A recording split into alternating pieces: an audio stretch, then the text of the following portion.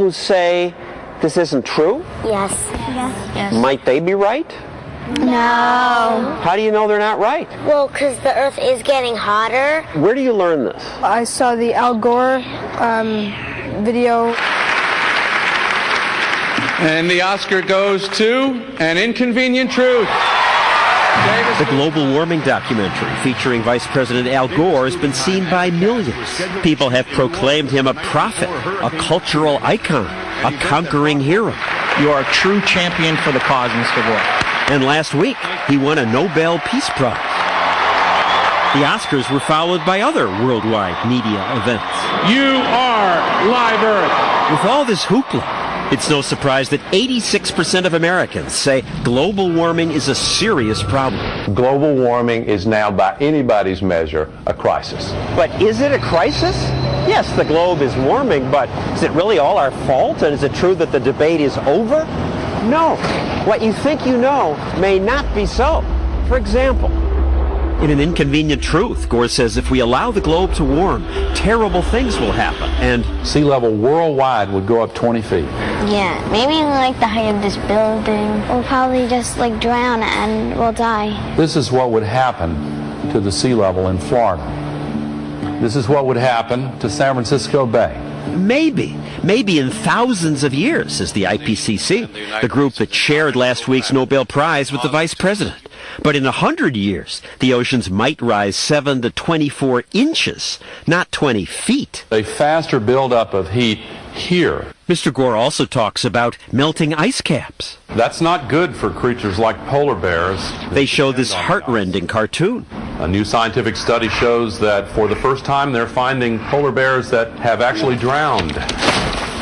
But I bet you didn't know that polar bears appear to be doing all right. Future warming may hurt them, but right now the World Conservation Union and the U.S. Geological Survey say most populations of polar bears are stable or increasing. There is one relationship that is far more powerful than all the others. The most impressive demonstration in Mr. Gore's movie is the big graph of carbon dioxide levels. Here's what the temperature has been on our Earth.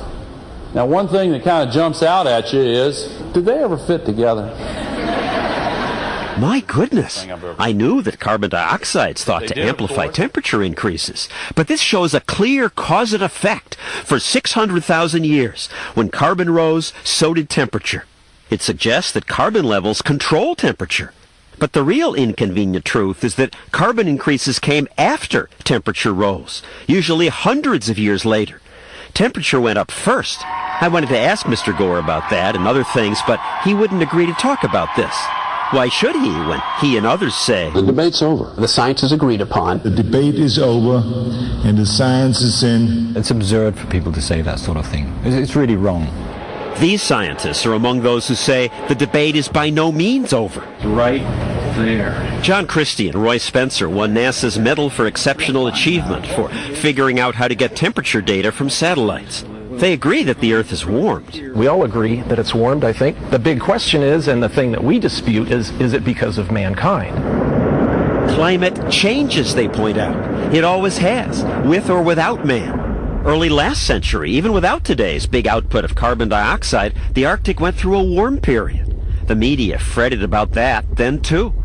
And Greenland's temperatures rose 50% faster in the 1920s than they're rising now. Some scientists say the warming may be caused by changes in the sun, or ocean currents, or changes in cloud cover. Or other things we don't understand. The debate is not over. And anyway, who's to say that yesterday's temperature was the perfect one? If temperatures keep rising now, these scientists say we don't know that will be all bad. The fact is, when the climate changes, there are gains and there are losses. But Tim Ball, who studies the history of climate change, points out that all we hear about is the bad news from the IPCC, that massive group of global warming scientists. 1,000 scientists.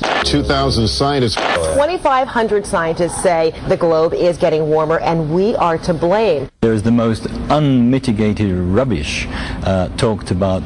Paul Ryder of the Pasteur Institute and John Christie say they were members of the IPCC. That so-called group of scientists, they say, is not what people think it is. The IPCC is the Intergovernmental Panel on Climate Change. It is governments who nominate people. You will find in many chapters that there are people who are not scientists at all. Who are they? They were essentially activists. Members of groups like Greenpeace were involved.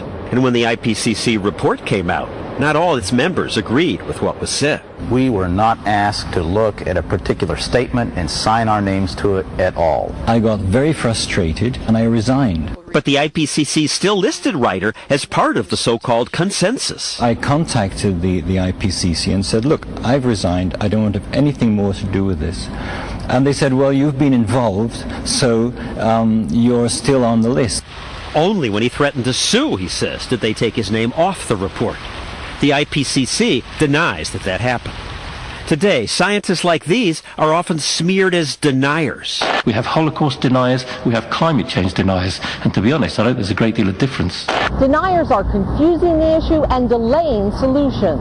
Often they're accused of being purchased by a well-funded denial machine. These corporate toadies lying to you and telling you that global warming doesn't exist. Good morning. The illusion of a debate has been purchased with millions of dollars a year. Aren't you guys all on the take? I wish I was. I wouldn't be driving a 1992 car and living in a leaky apartment. These scientists all say they don't get any money from business, yet some have been threatened. One email said, "You will not live long enough to see global warming." And even more direct than that. We stick our necks out. We do get hurt. Is this what the global warming debate has come to? One side saying, shut up, dissent must not be heard. The truth is that while everyone agrees the Earth is warmed, lots of good scientists don't agree that it's mostly our fault, and don't agree that it's going to be a catastrophe. So when the Nobel Prize winner says, The debate's over. The debate's over. I say, give me a break.